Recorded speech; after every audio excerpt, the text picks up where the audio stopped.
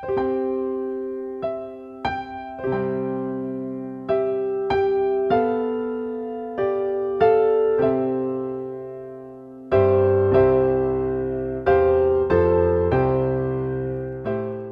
pagi pendengar setia Radio Cakrawala yang diberkati Tuhan kita Yesus Kristus.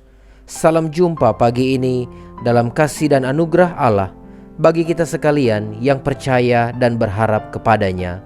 Sahabat Cakrawala, sesaat lagi kita akan bersama-sama mendengarkan renungan Oasis Fajar yang akan disampaikan oleh Mayor Kriston Harinei, Sekretaris Pertumbuhan Korops, Kantor Pusat Bala Keselamatan, Bandung. Selamat mendengarkan. Tuhan Yesus memberkati.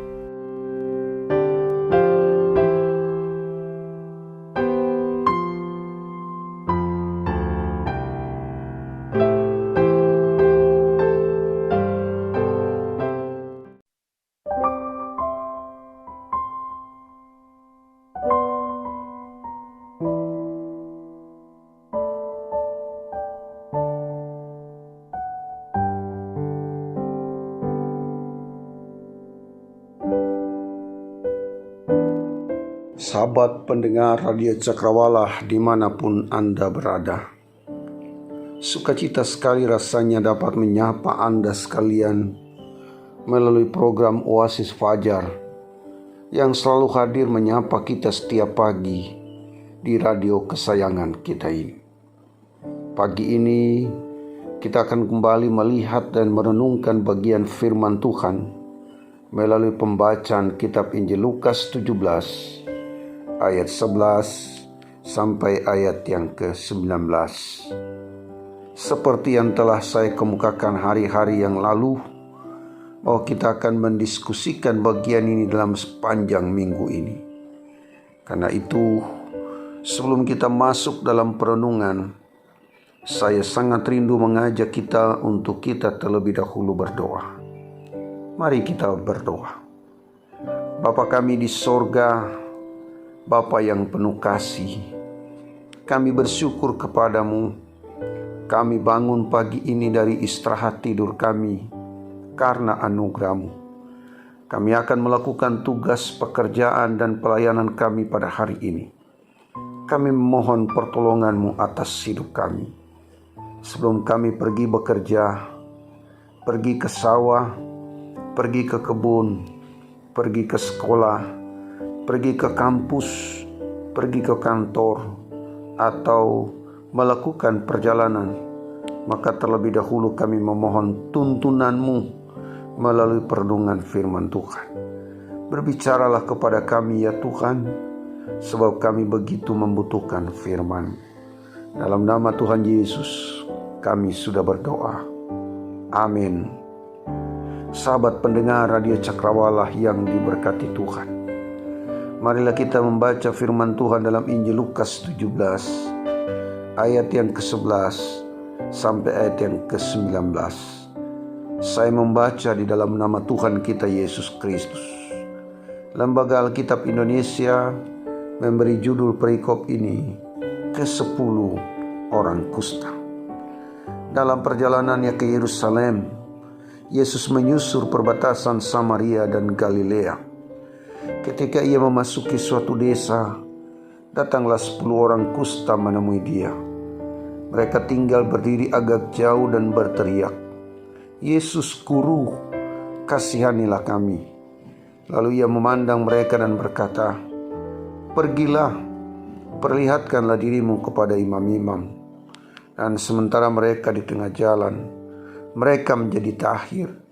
Seorang dari mereka ketika melihat bahwa ia telah sembuh, kembali sambil memuliakan Allah dengan suara nyaring, lalu tersungkur di depan kaki Yesus dan mengucap syukur kepadanya. Orang itu adalah seorang Samaria. Lalu Yesus berkata, "Bukankah ke-10 orang tadi semuanya telah menjadi tahir? Di manakah yang 9 orang itu? Tidak adakah di antara mereka yang kembali untuk memuliakan Allah selain daripada orang asing ini?" Lalu ia berkata kepada orang itu, "Berdirilah dan pergilah, imanmu telah menyelamatkan engkau. Sahabat pendengar Radio Cakrawala yang diberkati Tuhan, penekanan utama renungan kita pada pagi hari ini terdapat pada ayat yang ke-15 dan ayat yang ke-16 yang berkata, seorang dari mereka ketika melihat bahwa ia telah sembuh, kembali sambil memuliakan Allah dengan suara nyaring. Ia tersungkur di depan kaki Yesus dan mengucap syukur kepadanya. Orang itu adalah seorang Samaria. Judul perenungan kita pagi ini adalah Orang Samaria yang Pandai Bersyukur. Gagasan utama yang hendak saya sampaikan pada perenungan ini adalah kita lebih mudah bersyukur ketika sedang kita bahagia daripada kita bersyukur sedang kita mengalami pergumulan. Dalam perjalanan Yesus menuju ke Yerusalem, ia bertemu dengan 10 orang kusta di sebuah desa. Ke-10 orang kusta itu meminta belas kasihan Yesus agar Yesus menyembuhkan penyakit mereka. Mereka bahkan berseru kepada Yesus dengan segenap hati agar mereka dapat disembuhkan.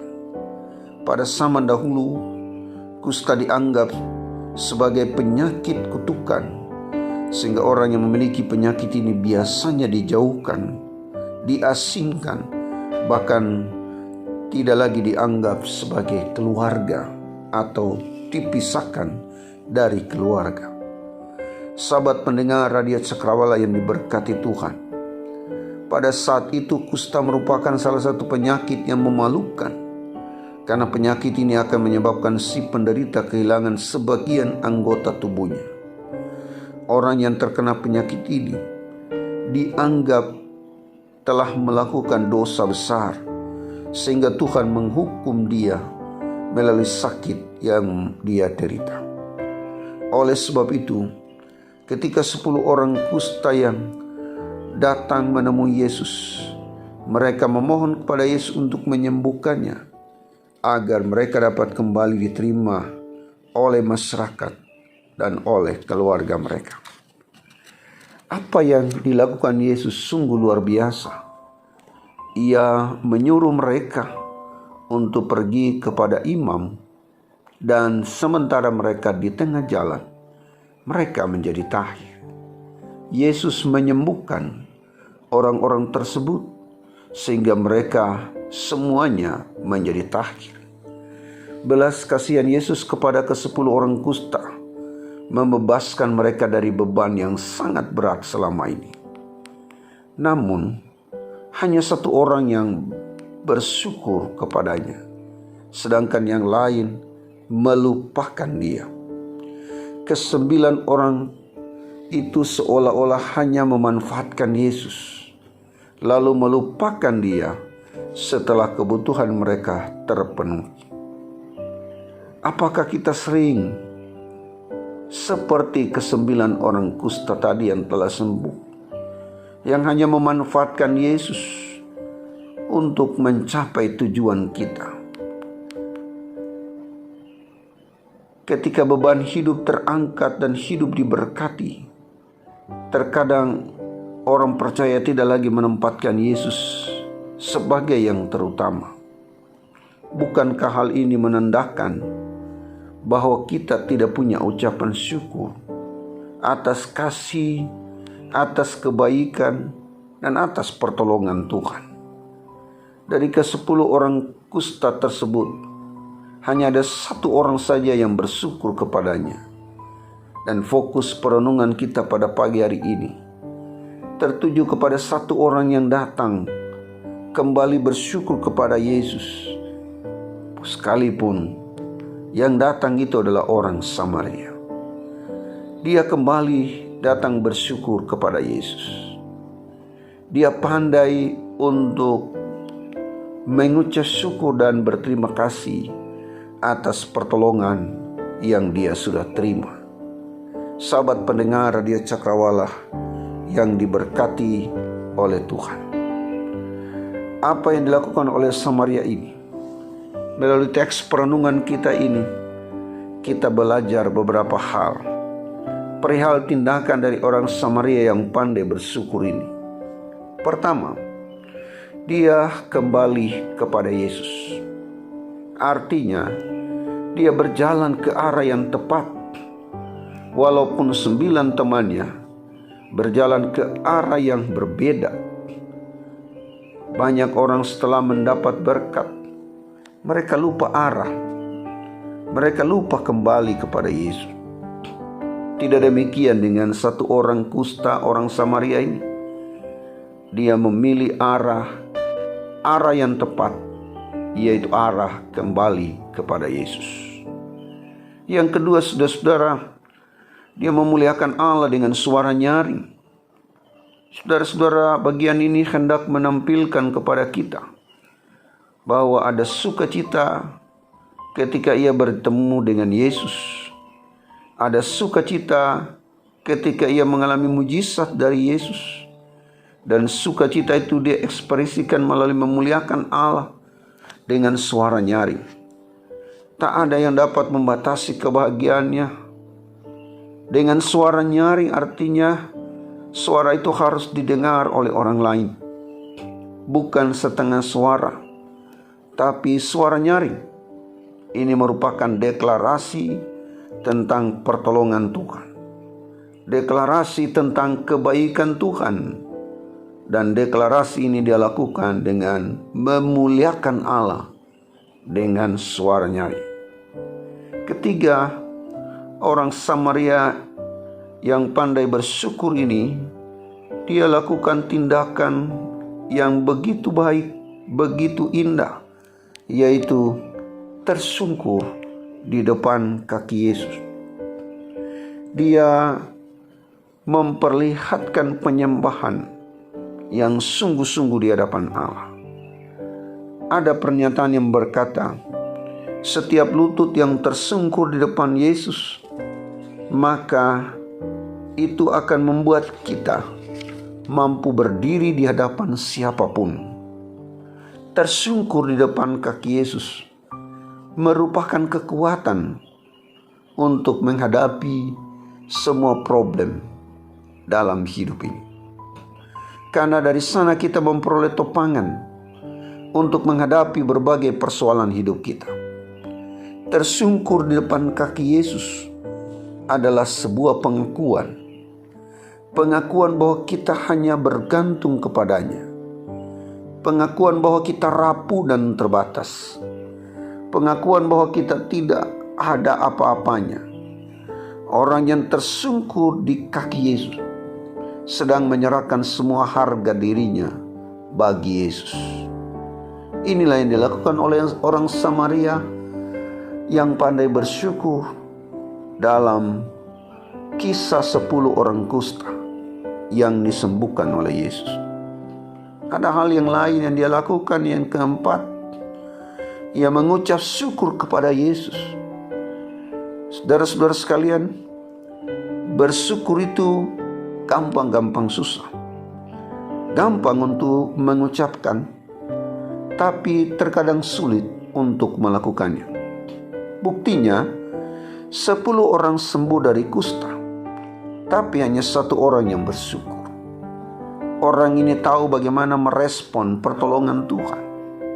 Merespon dengan cara bersyukur. Kembali kepada Yesus, pemberi berkat. Memuliakan Allah dengan suara nyaring. Tersungkur di depan kaki Yesus. Lalu mengucap syukur kepada Yesus. Ini tindakan iman. Ini tindakan penyerahan. Ini tindakan yang luar biasa yang dilakukan oleh 1 orang yang sembuh dari kustanya. Sahabat pendengar Radio Cakrawala yang diberkati Tuhan, kita mungkin bertanya kenapa orang Samaria ini melakukan hal yang tepat ini. Dari mana dia mengenali Yesus?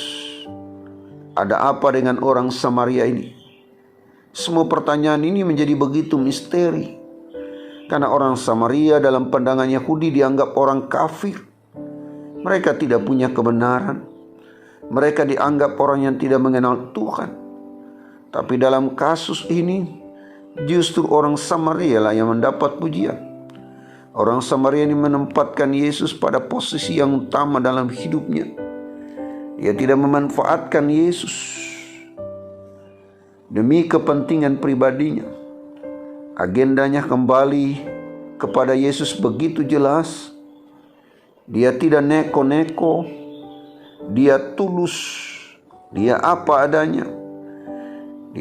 Dia tidak mengandalkan Tuhan hanya dalam situasi buruk saja, ketika dia mengalami kusta, tapi dia tetap mengandalkan Tuhan ketika dia sembuh dari kustanya. Dia tidak mencari Tuhan saat dia ada dalam kesulitan saja. Dia mau lebih mengenal Tuhan lebih dari sebelumnya. Dia konsisten dengan seruan awalnya yang meminta belas kasihan Tuhan. Dia tahu belas kasihan Tuhan bukannya diperlukan untuk penyakit kustanya saja, tapi belas kasihan Tuhan dia butuhkan seumur hidupnya. Dia tahu hidup harus bergantung, bersandar pada belas kasihan Tuhan. Untuk perjalanan selanjutnya, dia masih membutuhkan belas kasihan Tuhan. Sahabat pendengar Radio Cakrawala yang diberkati Tuhan, apa makna rohani yang kita temukan melalui perenungan ini? Sudahkah kita menjadi orang Kristen yang bersyukur? Ini poin pentingnya. Sudahkah kita menempatkan Tuhan pada posisi utama dalam hidup kita? Karena orang yang bersyukur adalah orang yang menempatkan Tuhan pada posisi utama dalam hidup ini. Ketika dia memberkati kita, masihkah kita kembali datang berterima kasih kepadanya? Ketika dia menolong kita, apakah kita ingat semua kebaikannya? Jika kita bisa bangun pagi hari ini, bukankah itu bukti kebaikan Tuhan? Jika kita bisa bekerja, bisa memiliki keluarga, bukankah semua itu adalah bukti kasih sayang Tuhan atas hidup kita? Hari ini, marilah kita mengambil waktu untuk mengingat kembali akan kebaikan Tuhan dalam hidup kita. Dan marilah kita juga bersama-sama berdoa mengucap syukur atas kebaikan yang sudah Tuhan berikan kepada kita. Tuhan Yesus memberkati kita. Haleluya. Sahabat pendengar Radio Cakrawala yang diberkati Tuhan, sebelum kita berpisah, maka izinkan saya berdoa untuk kita semua. Bapa kami yang di sorga, kami bersyukur untuk lawatan-Mu pagi ini. Kami berterima kasih untuk firman-Mu yang kembali menguatkan, memberanikan, dan memberkati kami semua. Hamba-Mu berdoa untuk semua pendengar Radio Cakrawala di mana saja berada. Mereka yang sakit baik di rumah sakit ataupun di rumah mereka, kiranya Tuhan menjamah mereka. Hamba berdoa untuk mereka yang sedang kecewa, putus asa, hilang harapan, kiranya Tuhan Yesus menolong dan menguatkan mereka. Hamba berdoa untuk mereka yang punya beban, kiranya Tuhan mampukan mereka menghadapi beban mereka. Dalam nama Tuhan Yesus hamba berdoa. Saudara-saudara sekalian, arahkan hatimu kepada Tuhan dan terimalah berkat Tuhan. Tuhan memberkati engkau dan melindungi engkau. Tuhan menyinari engkau dengan wajah-Nya dan memberi engkau kasih karunia. Tuhan menghadapkan wajah-Nya kepadamu dan memberi engkau damai sejahtera, dari saat ini sampai selama-lamanya. Amin. Demikianlah perjumpaan kita.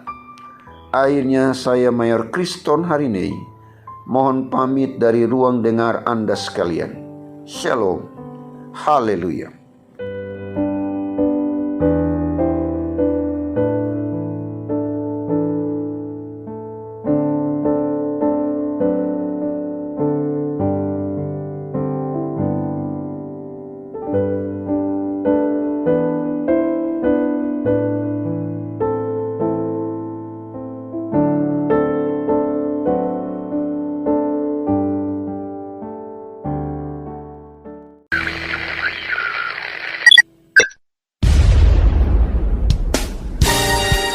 Pastikan Anda tetap bersama dengan kami di gelombang 89,2 FM, The New Cakrawala Radio.